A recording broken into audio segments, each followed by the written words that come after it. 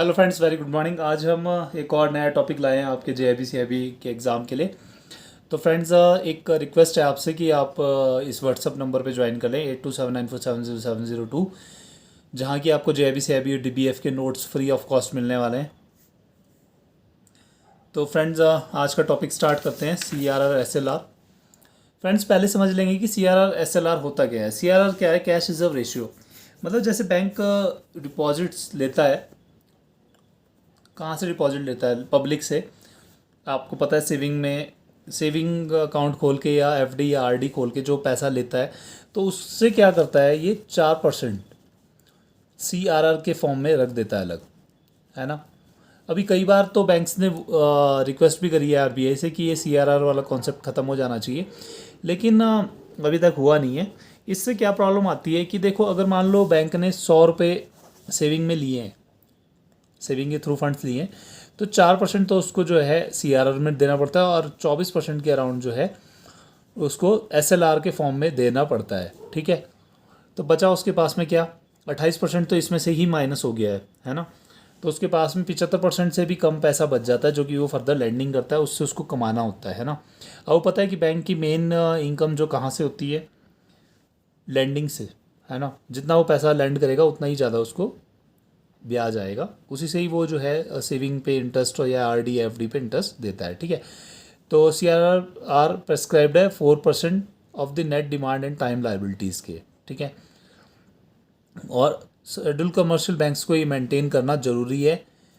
Up to 95% of the average daily required reserve, मतलब daily का जो उसका बैलेंस है उसमें से उसको 4% अलग रखना ही रखना है। और इसकी रिपोर्ट जो है फोर्टनाइटली जाती है। फोर्टनाइटली होता है 14 दिन, हर 14 दिन में इसकी रिपोर्ट जाती है।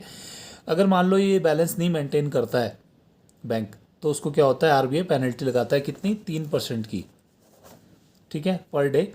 और ये जो है पेनल्टी आगे बढ़ती जाती है जितने दिन आप इसको मेंटेन करके नहीं रखते हैं। ठीक है, तो इसलिए जो है सीआर रखना बहुत ज़रूरी हो जाता है कि अगर आपने 4% अलग नहीं रखा तो 3% की पेनल्टी आप पे लग जाएगी। ठीक है, और जो ये सीआरआर होता है इस पर कोई भी इंटरेस्ट आरबीआई नहीं देता है। ठीक है, इसलिए भी दोनों तरफ से घाटा है। एक तो पैसा अलग रखना पड़ रहा है सीआरआर के फॉर्म में, और दूसरा क्या हो रहा है कि उस पर कोई इंटरेस्ट बैंक को नहीं मिल रहा है। लेकिन तब भी बैंक जो है 4% जो पैसा अलग रख रहा है सीआरआर के फॉर्म में, वो जो क्या कर रहा है, हाँ, उस पर इंटरेस्ट दे ही रहा है लोगों को, है ना। तो अब देखो, हम देखेंगे कि liabilities that are cannot be included in the DTL and DTL. तो ऐसी कौन सी लाइबिलिटीज़ हैं जो कि सीआरआर एसएलआर का पार्ट नहीं हो सकती हैं, है ना। तो ये है, ये वाला जो पार्ट है, इतना इतना ये जो है बहुत इंपॉर्टेंट है। इसको आप कहीं पे नोट भी कर सकते हैं और याद भी कर लें, क्योंकि इसके ऊपर कई बार क्वेश्चन आया है। क्योंकि मल्टीपल चॉइस क्वेश्चन इससे आराम से बन सकते हैं, और कई बार आए भी हैं कि कौन कौन सी ऐसी लाइबिलिटीज़ हैं जो कि सीआरआर एसएलआर का पार्ट नहीं बनती है। पहला तो पेड अप कैपिटल रिजर्व्स, कोई क्रेडिट बैलेंस जो कि profit and loss account of the bank में है। ठीक है, amount of any loan taken from RBI, RBI से कौन सा लोन लेते हैं आप, रेपो रेट के फॉर्म में। And the amount of free finance taken from EXIM bank, NHB, NABARD या सिडबी से लेते हैं। Net income tax provision, amount received from DICGC towards claims and held by banks pending adjustment thereof, amount received from ECGC by invoking the guarantee, amount received from insurance company on ad hoc settlement of claims pending judgement of the court. तो ये सारा जो है liabilities जो हैं, ये CRR SLR के part नहीं होंगे। ठीक है, amount received from the court receiver, ये भी जो है सीआरआर एसएलआर का पार्ट नहीं होगा। The liabilities arising on account of utilisation of limits under bankers acceptance facility, district rural development agency DRDA, subsidy of ₹10,000 kept in subsidy reserve fund account in the name of self help groups. ठीक है, subsidy release by NABARD under investment subsidy scheme for construction renovation वगैरह।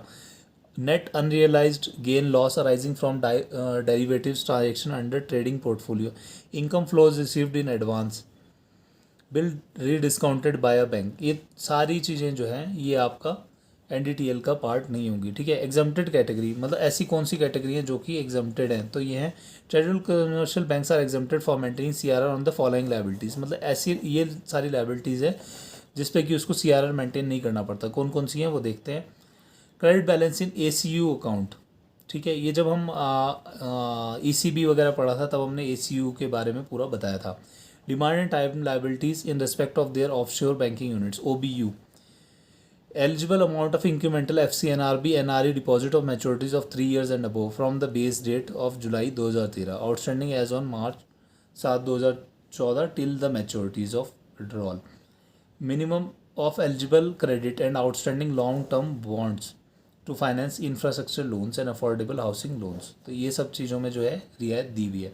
अब penalty का मैंने पहले ही बता दिया आपको कि 3% पर डे की पड़ती है जितना भी शॉर्टफॉल होगा। ठीक है, और द नेक्स्ट सेक्शन में penal interest will be recovered at the rate of 5% above the bank rate. मतलब पहले तो क्या होगा 3% पड़ेगा, उसके बाद में कितना हो जाएगा 5% हो जाएगा। ये देखो यहाँ पे लिखा हुआ है पहले 3% पड़ेगा, अगर आप पहले दिन 3% है, अगर मान लो अगले दिन भी ये गड़बड़ करते हो तो आपको 5% पड़ेगा। ठीक है, तो फ्रेंड्स ये CRR का कॉन्सेप्ट था, ये आपको समझ में आ गया होगा। अब हम चलते हैं SLR की तरफ। SLR बेसिकली क्या है कि इसमें जैसे CRR में 4% रख रहे तो ऐसे ही इसमें जो है कुछ परसेंटेज रखी जाती है। हमेशा याद रखना कि इसमें ना एक बार ये क्वेश्चन भी आया है कि CRR section 42 sub section 1 of the RBI act के अंडर होता है और SLR जो है आपका सेक्शन 24 के अंडर आता है। यहाँ पे शायद कहीं पे ये मैंशनड है section 24 of the banking regulation act 1949 के। ठीक है, ये दोनों लाइन आप हमेशा याद रखना कि CRR सेक्शन 42 RBI एक्ट के अंडर आएगा और SLR जो है section 24 of the banking regulation act के अंडर आएगा। ठीक है, इसमें भी फ्रेंड्स यही चीज़ होती है कि मैक्सिमम जो है SLR कितना हो सकता है 40% तक हो सकता है। ठीक है, और SLR जो है आपकी NDTL पे ही होता है और कुछ अमाउंट जो है आपको उसको रखनी होती है। ठीक है, within the mandatory SLR requirement, government securities to the extent allowed by the RBI under MSF are permitted to be reckoned at high level, high liquidity, high quality liquid assets। ये HQLA हमने पढ़ा था बैसल वाले chapter में, तो वो आपको जो है मेंटेन करके रखना पड़ेगा। In addition to this banks are permitted to reckon up to another 5% of their NDTL with the mandatory SLR requirement. ठीक है, सेम इसमें भी इसी तरह ही है कि आपको जो है कुछ परसेंटेज रखनी पड़ती है। ये गोल्ड के फॉर्म में भी आप SLR रख सकते हैं, लेकिन CRR में क्या है कैश ही रखना है आपने। ट्रेजरी बिल्स के बारे में हमने पहले भी बहुत कुछ पढ़ चुके हैं।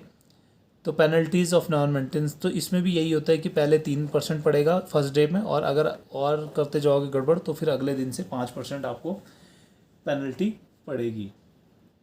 ठीक है, तो हो फ्रेंड्स ये CRR और SLR का आपको कॉन्सेप्ट समझ में आ गया होगा। तो ये छोटा सा टॉपिक था, इसमें बस जो क्वेश्चंस आए हैं पुराने वही आए हैं कि कौन से सेक्शन के अंडर आता है, कौन कौन सी NDTL लाइबिलिटीज़ इसमें एग्जम्प्टेड है और कुछ कौन सी इंक्लूडेड है और कितना इसमें फ़ाइन पड़ता है। तो 3% पर डे है और उसके नेक्स्ट डे से 5% है। वो फ्रेंड्स ये छोटा सा टॉपिक आपको अच्छा लगा होगा, काइंडली इसको लाइक और शेयर करें। Thank you, have a nice day.